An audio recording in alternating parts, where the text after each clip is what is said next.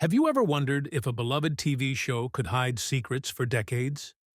Imagine an episode that was made, filmed, and completed, but never allowed to be seen by the public. For over half a century, fans speculated about its content and why it was so controversial. Was it too bold for its time, or did it touch on a subject no one dared to show on television? Keep watching as we uncover the story behind the Dick Van Dyke Show's banned episode at 99. Are you still in pain, Rob? Oh, no, I'm way past pain. I'm in the twilight zone. I was in my 30s, and I didn't drink. I moved to a neighborhood out in the island where they had parties every Saturday.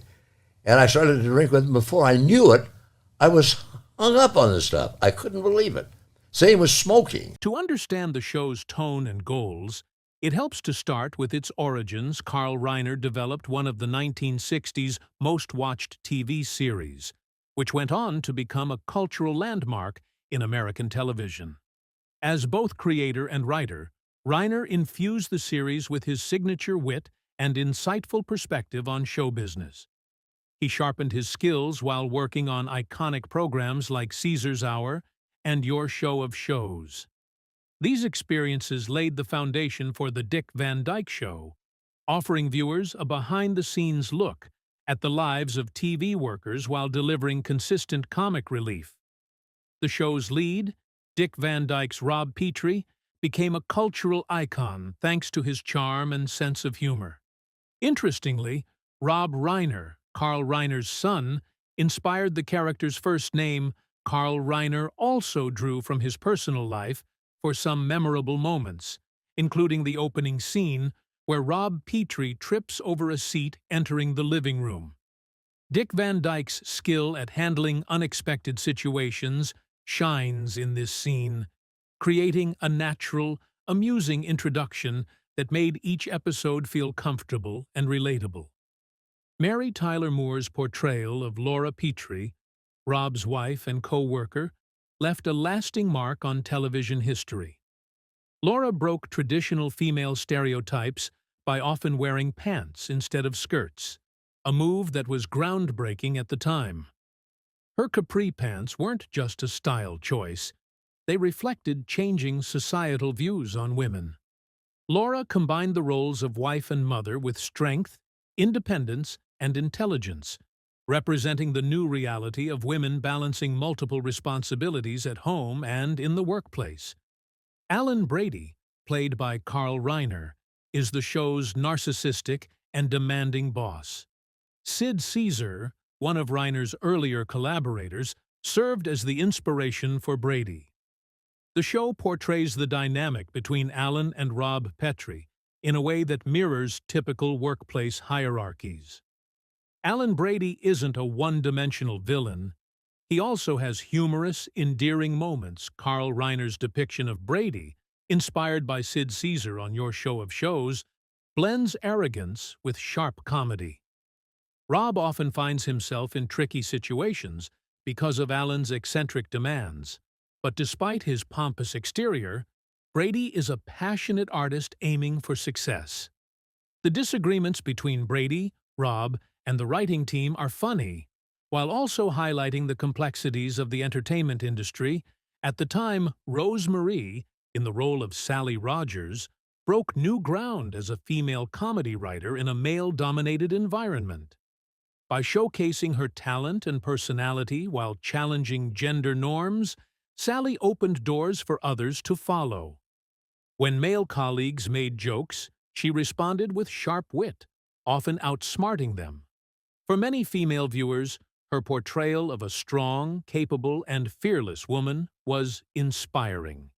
Behind Sally's charm was Rose Marie, whose acting skill and natural charisma brought the character to life. The show's witty humor was further embodied by Maury Amsterdam, as Buddy Sorrell Amsterdam brought realism and vitality to the role of Buddy, the writer of Alan Brady's comedic lines. His vaudeville and stand-up experience allowed him to create quick, improvised jokes on set, making each scene lively and entertaining. Amsterdam's improvisation turned every appearance into a mini-performance, energizing both the cast and audience. Dick Van Dyke's performance as Rob Petrie was exceptional. With his background in musical theater and dance, he brought physical comedy and grace to the role, creating memorable moments that stayed with audiences. One example is the scene where Rob trips over a stool at the start of an episode, a moment inspired by Carl Reiner's own experiences. Van Dyke's elegance and timing made the scene iconic, and his training in dance perfectly complemented Mary Tyler Moore, making them a believable and charming on-screen couple. Mary Tyler Moore's trailblazing sense of style on television drew attention alongside her flawless portrayal of Laura Petrie. The conservative image of women on TV was challenged when Laura donned daring capri pants. As the character's confident and polished personality came through, she chose outfits that reflected modernity and independence rather than long dresses or slim skirts. Mary Tyler Moore changed how women were depicted on television by bringing to life a kind and bright housewife named Laura and turning her into a symbol of innovation. Despite widespread acclaim, The Dick Van Dyke Show had its share of continuity errors. So why were these episodes sometimes restricted? One of the most interesting and often overlooked aspects of the show is the inconsistencies in the Petrie family home. For the plot to feel believable, viewers expect the living room setup to remain consistent throughout episodes. However, the Petrie family living room went through multiple set changes during the series, including moving windows and rearranging furniture. Sometimes, the layout appeared differently on each side of the entrance door. On occasion, these changes occurred within just a few episodes of each other, surprising viewers and sparking their curiosity. These errors are often attributed to the limitations of television production at the time, as the studio was very small, with limited space. Actors and props had to be constantly moved to accommodate different scenes. Additionally, the production team was under tight weekly deadlines, leaving little time to double-check details like room arrangements. Financial constraints also prevented building a permanent set, forcing last-minute adjustments. Yet, despite these mistakes, the show's charm remained, with viewers captivated by the witty dialogue and strong performances from the lead actors. On April 3, 1966, the show aired another memorable episode titled Go Tell the Birds and the Bees. It became both divisive and unforgettable, ranking among the series' most controversial installments. The episode centered on Rob and Laura Petrie's earnest but awkward attempts to teach their son Richie about life's realities, a stand-in for sex education. Richie's relentless curiosity led him to ask questions that would challenge even the most composed parents. This created some truly funny moments, including Rob and Laura arguing over who should start the conversation, and Richie's innocent yet unsuccessful attempts at understanding the topic. Conservative viewers and social advocacy groups could react strongly against sexual education being shown on primetime family television. Since the subject was uncommon and controversial at the time, networks and advertisers often avoided potentially divisive material. This led to the negative reception of Go Tell the Birds and the Bees when it aired. Some markets chose not to broadcast the episode, while others demanded edits to remove content considered offensive, ensuring it aligned with the norms of that era. Discussions regarding reproduction were either toned down or removed entirely. When the episode was heavily censored or banned in certain regions, the production team was both shocked and disheartened. However, their creativity and expertise came through in how they responded. Carl Reiner, the show's creator, and the other writers were baffled by the ban. The episode was intended to start an open and thoughtful conversation. Reiner explained that he created the show to address family issues with humor and subtlety, He wanted the episode to reflect the challenges parents face when teaching their children about sex.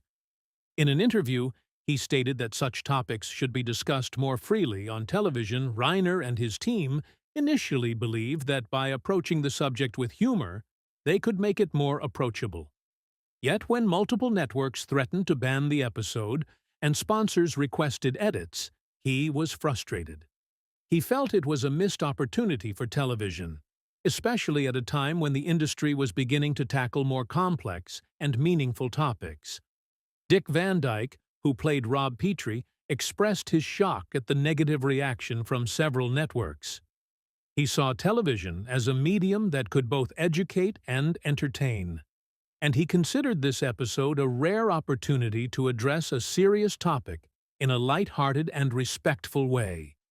He added that the comedic elements helped ease the discomfort of discussing delicate matters. Mary Tyler Moore, who played Laura Petrie, shared the same view. She believed banning the episode would make it much harder for families to discuss the issues it raised, as it realistically reflected challenges many faced at the time. If we can't talk about the birds and the bees, how can we expect Richie to grow up to understand them? She quipped. The team did not let the incident discourage them. Despite the challenges, their response was one of admiration for the show's willingness to break new ground. Members of the production and writing staff even turned it into a chance to grow professionally, which helped them handle sensitive subjects more effectively in later episodes. Internally, the team also made an effort to maintain their sense of humor. Carl Reiner reportedly explored the idea of creating a spin-off episode to parody the censorship of the time, with the proposed title, "Go Tell the Censors About the Censors."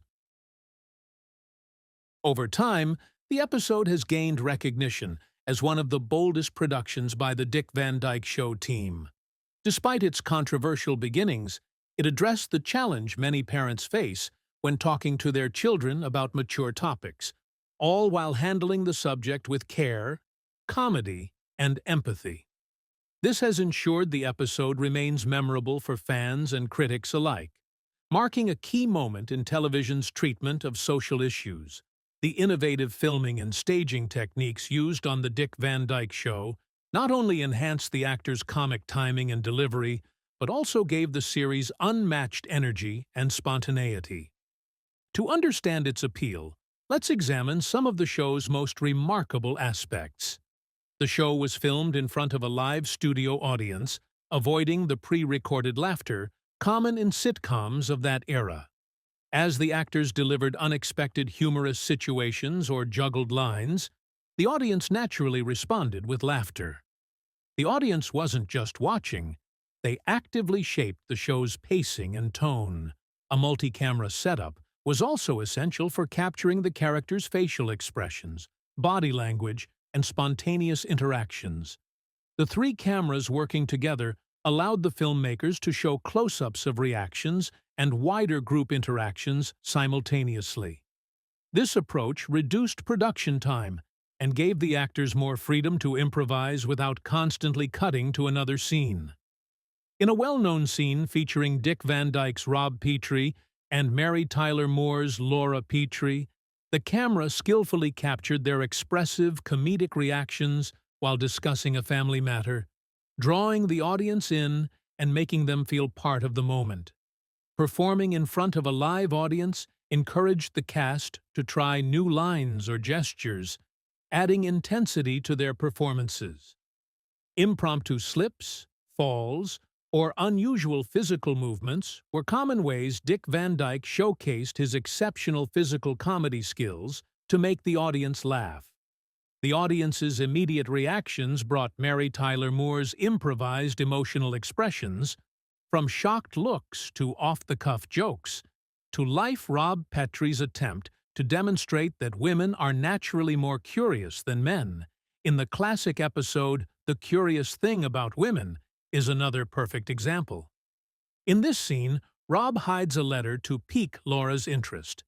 The combination of flawless comedic timing, live audience reaction, and multiple camera angles made it one of the most memorable moments of the show, highlighting the importance of spontaneity and humor.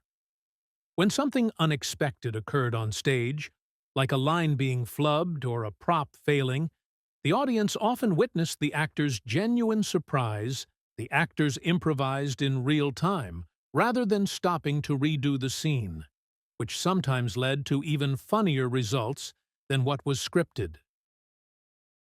For example, in one scene, the studio audience erupted in laughter when Dick Van Dyke seamlessly incorporated a mishap with furniture into the story. The type of humor created by combining live filming, modern shooting techniques, and flexible acting was ahead of its time. Because of this, The Dick Van Dyke Show broke new ground in television and became a financial success. It also inspired many contemporary comedic series. Think about everything this show accomplished and the impact it had. Many viewers may recall fond memories from their youth.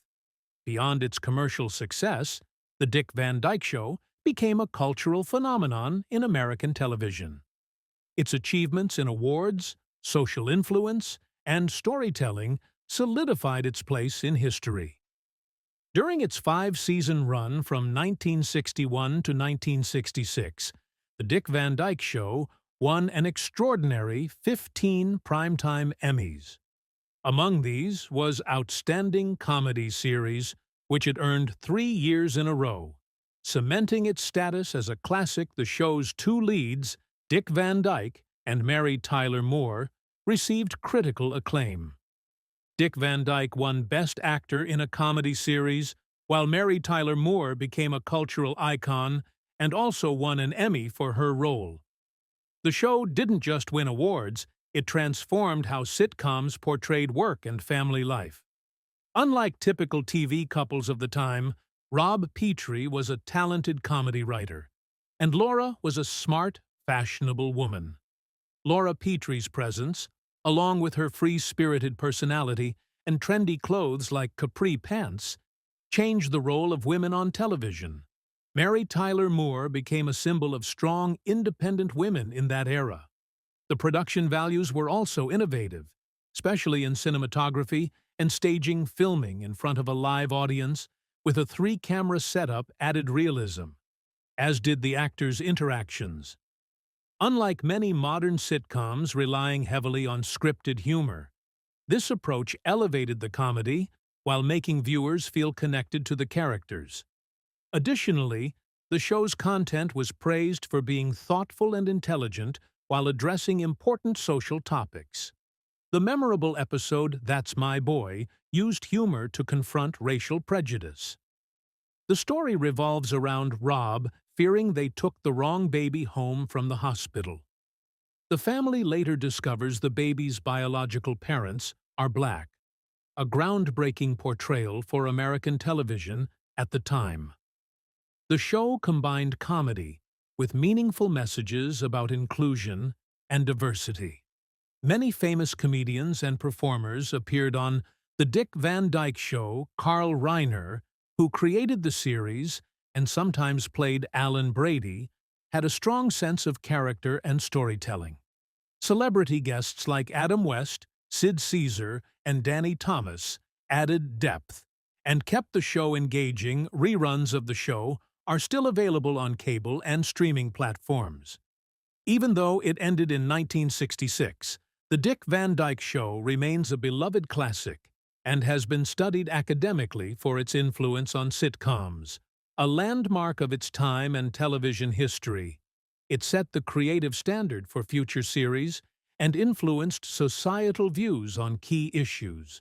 Beyond its memorable episodes and award wins, The Dick Van Dyke Show also stood out for its subtle commentary on everyday life. While the comedy was always front and center, the series often explored relatable issues like workplace challenges, marriage dynamics, and parenting dilemmas. For example, episodes focusing on Rob's struggles to meet deadlines as a comedy writer highlighted the pressures of creative professions, showing audiences both the stress and humor inherent in demanding jobs. At the same time, Laura's experiences as a wife and co-worker reflected the growing expectations on women during the 1960s, allowing viewers to see characters navigating societal changes firsthand. The interplay between the characters contributed to much of the show's lasting charm. Rob and Laura Petrie had a chemistry that was easy to watch and felt authentic. Their banter, playful teasing, and occasional disagreements mirrored real-life marital dynamics without feeling exaggerated or unrealistic. This balance made the show relatable to adults while still entertaining younger viewers. Similarly, the writing team at Alan Brady's office, including Buddy Sorrell and Sally Rogers, offered insight into professional relationships. Their camaraderie, pranks, and occasional rivalries created a workplace environment that was both humorous and believable. Another factor in the show's enduring appeal was its attention to detail in production design and visual storytelling. The sets, while simple, were carefully crafted to reflect both the characters' personalities and the era's domestic environment. Laura's living room, with its clean lines and modest decor, mirrored the modern, practical woman she represented. Rob's office, with its cluttered desk and stacks of scripts, visually conveyed the busy, creative life of a writer.